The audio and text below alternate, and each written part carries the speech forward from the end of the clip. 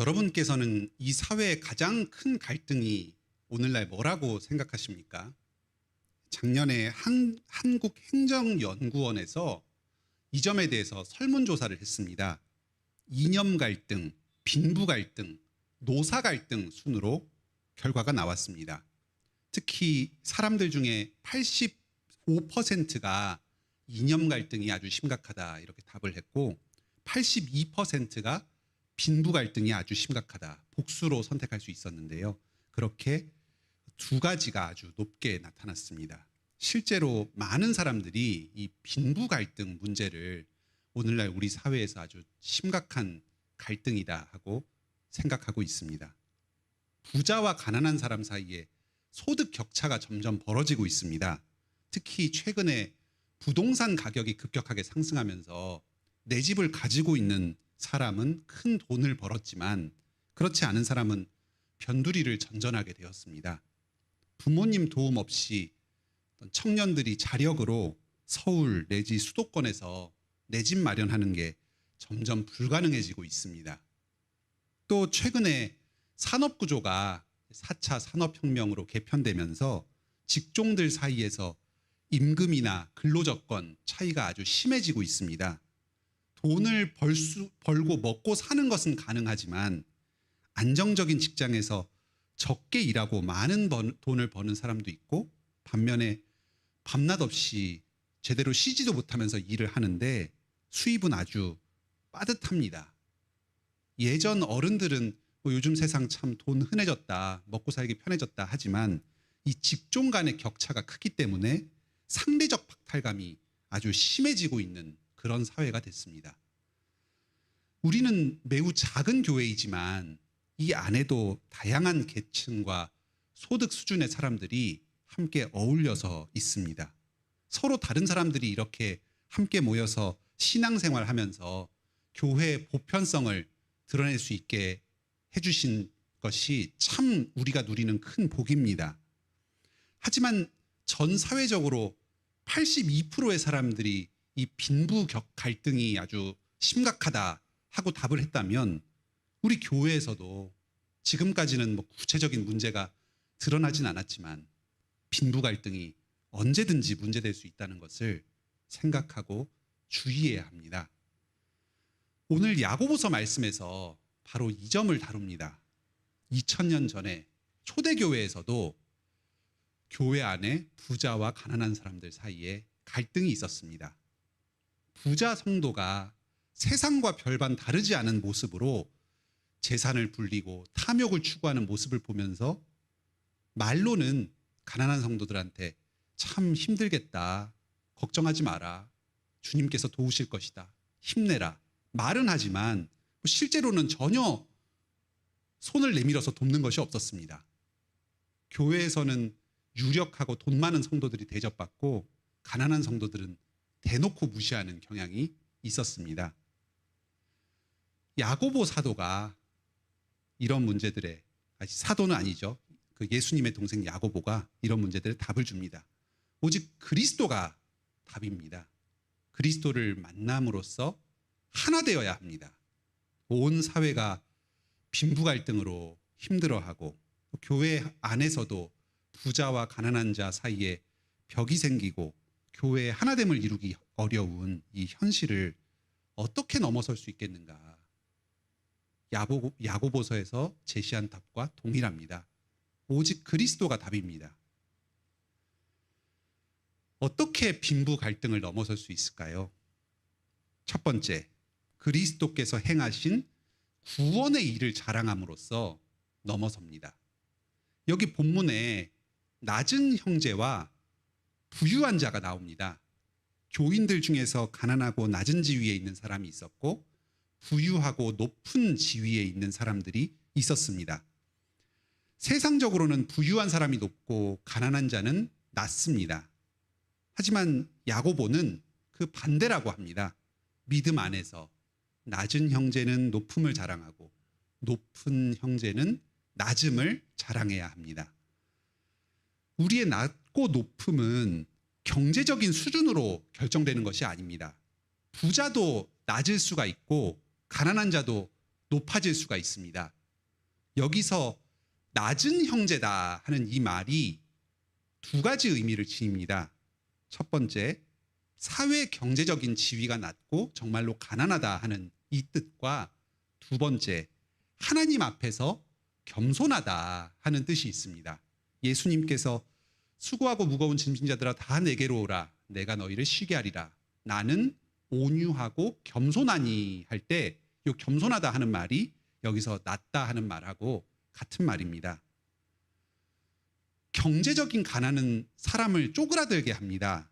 나의 존재 자체가 사회적으로 인정을 못 받는 것 같고 사회에서 환영받지 못하는 것 같은 생각이 듭니다.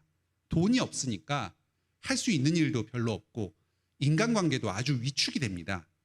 힘든 일도 많이 겪습니다. 세상에서 이렇게 의지할 것이 별로 없을 때 눈을 들어서 하나님을 바라보는 이 가난한 자는 복이 있습니다. 내가 가진 것이 없으니까 주님께서 나를 도와주소서 하는 이런 가난한 사람이 여기서 말하는 낮은 형제입니다. 반면에 부유한 사람은 어디서나 대접받습니다. 할 수 있는 일도 많습니다. 다른 사람과 관계에서도 아주 자신감이 넘치고 당당합니다. 자기가 누리고 있는 부가 다 자기에게서 온 줄로 압니다.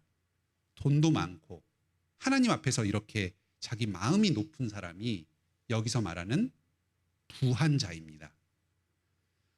주께서 낮은 형제는 높이시고 또 부한 자는 낮추시고 이러면 두 사람이 엇갈리는 것 같습니다. 하지만 이게 끝이 아닙니다. 야고보서 4장 10절은 말합니다. 주 안에서 낮추라. 그리하면 주께서 높이시리라.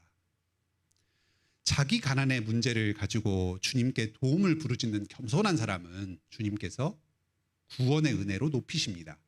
반면에 자기 재산을 자랑하는 이 부유한 교만한 부자는 주님께서 인생의 쓴맛을 알게 하시고 무릎 꿇리십니다. 이러신 다음에 주님께서는 자기 앞에 엎드린 그 부자를 다시 일으켜 세우십니다.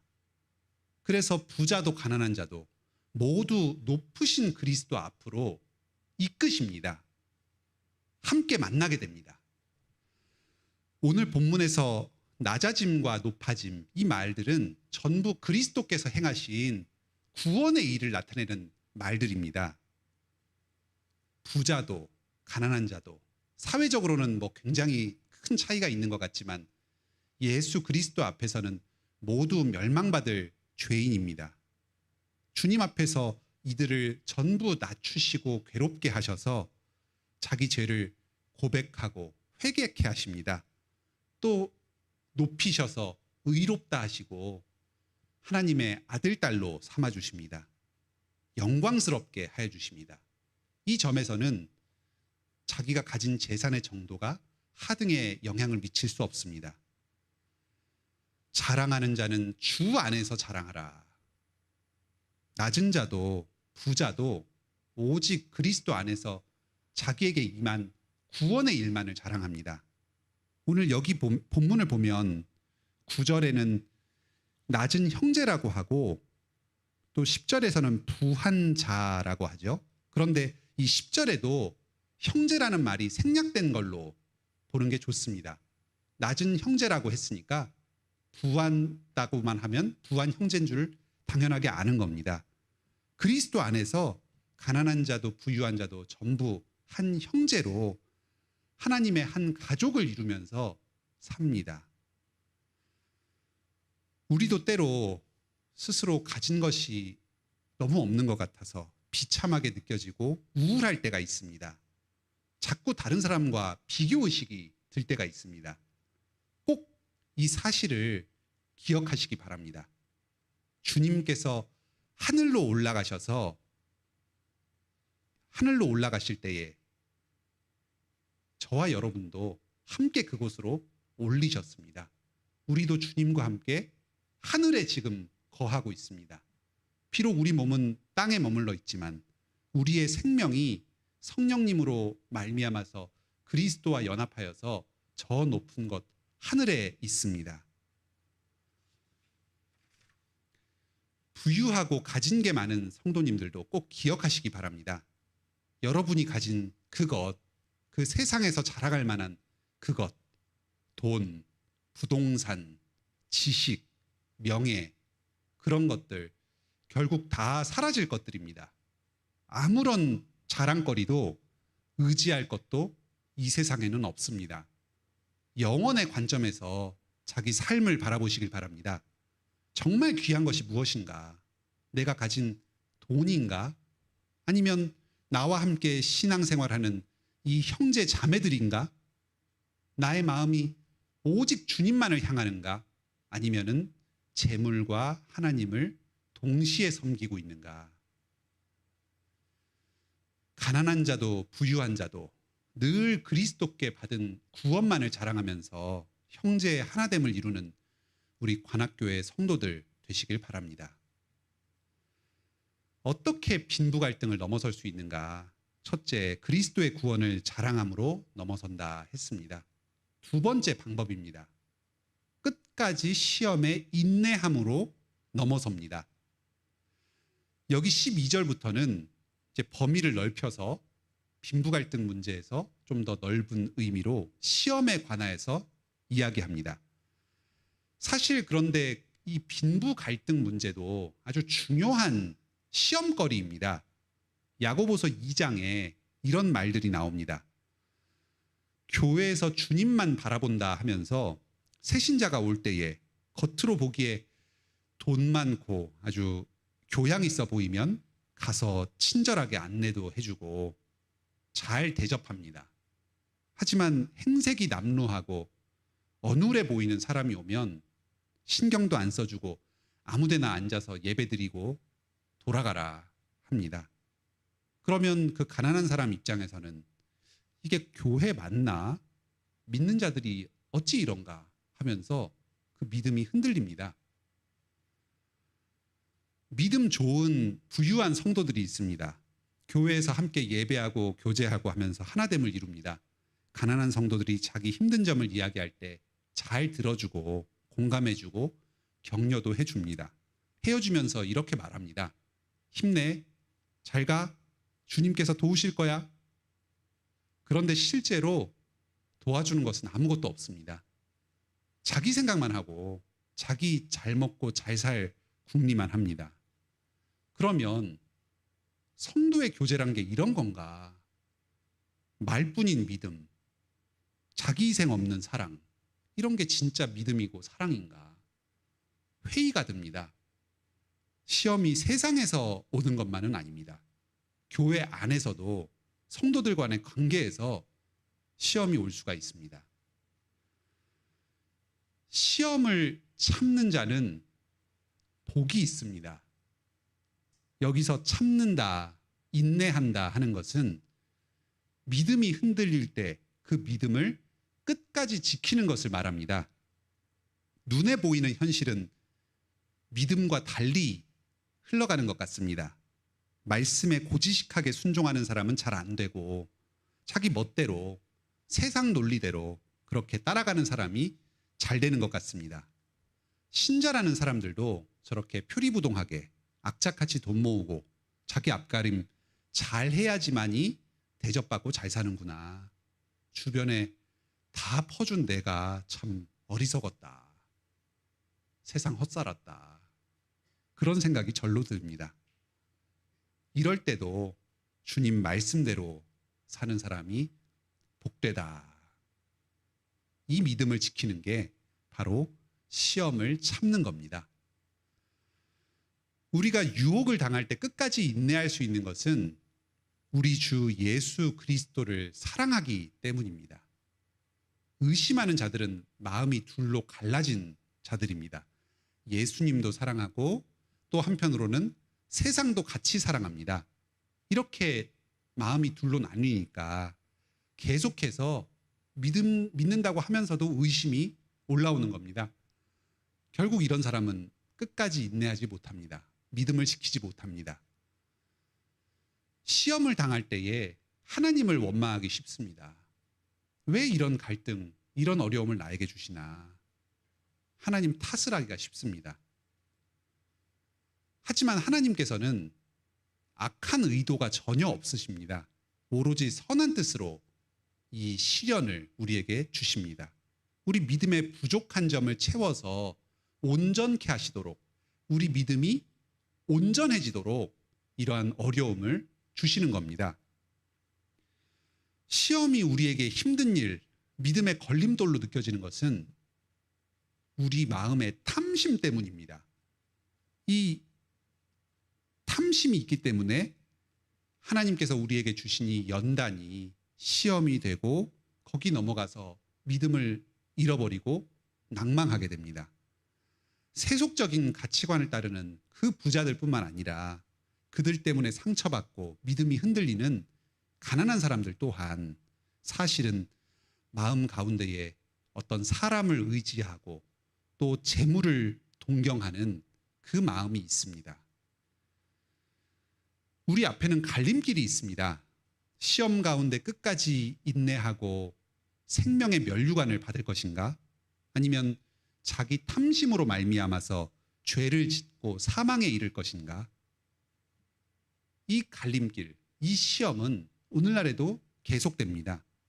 편법과 탈법으로 부를 추구하고자 하는 유혹들이 우리 주변에 끊임없이 있습니다. 믿음과 예배를 위협하는 여러 유혹들이 있습니다.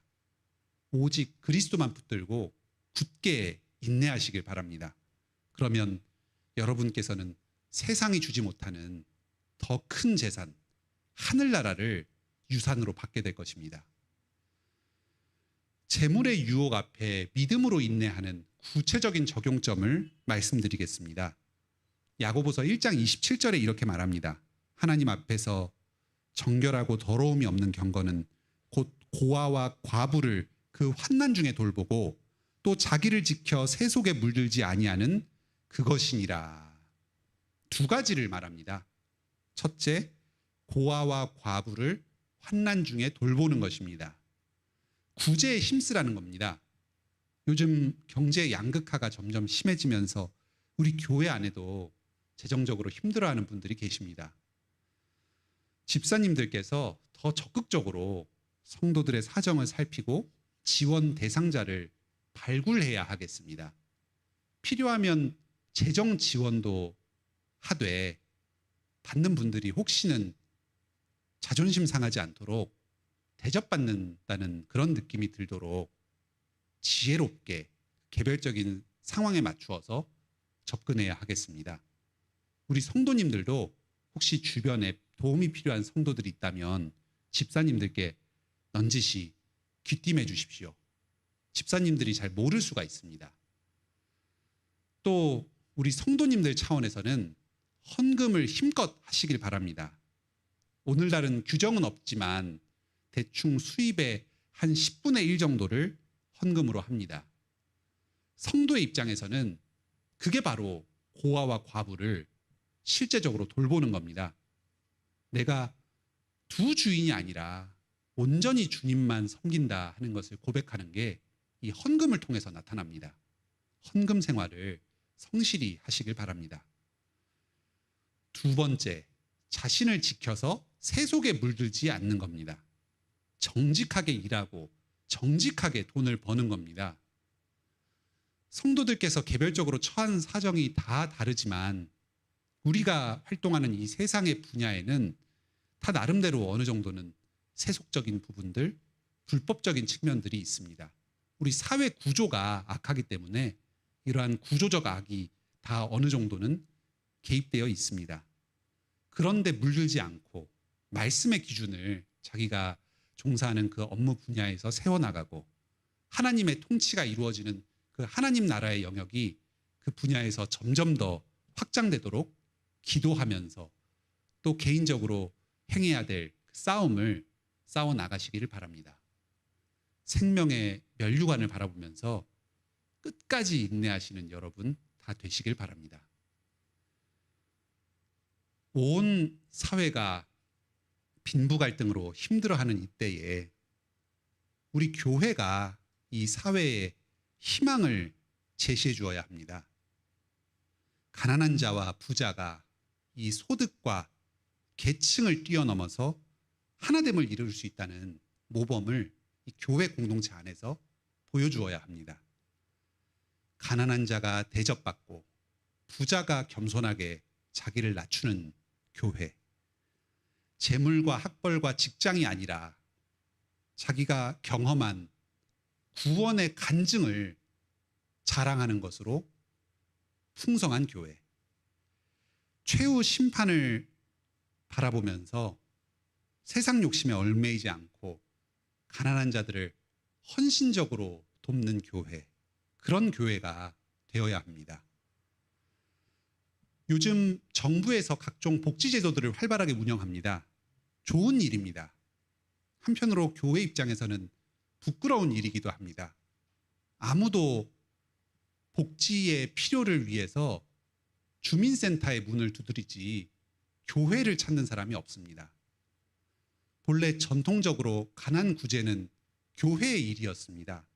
지금부터 한 150년 정도 전에 유럽에서는 국가가 복지 정책을 늘리려고 하니까 교회에서 들고 일어나서 아니 왜 가난을 구제하는 건 교회의 일인데 국가가 이걸 나서서 뺏어가려고 하느냐, 왜 교회의 영역에 침범하려고 하느냐 해서 항의를 하고, 그래서 이런 조항이 만들어졌습니다.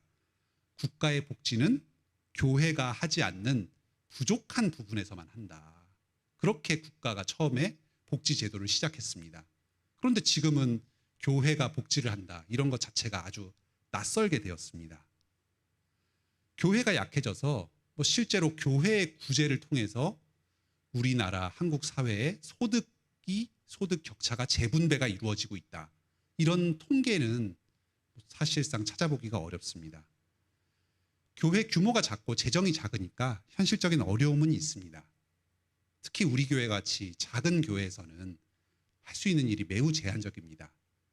하지만 지금보다는 좀 더 힘을 내야 하겠습니다. 적어도 우리 교회 안에서부터 적극적으로 도울 수 있는 사람을 발굴하고 더 힘껏 도와야 하겠습니다. 단지 가난한 성도와 부자 성도가 믿음 안에서 하나됨을 이룰 뿐만 아니라 물질적으로도 실질적인 도움이 주어지길 바랍니다.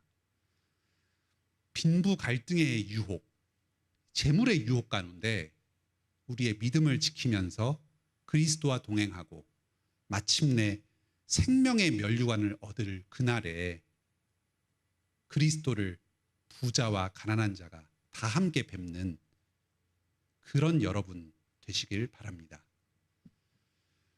함께 찬송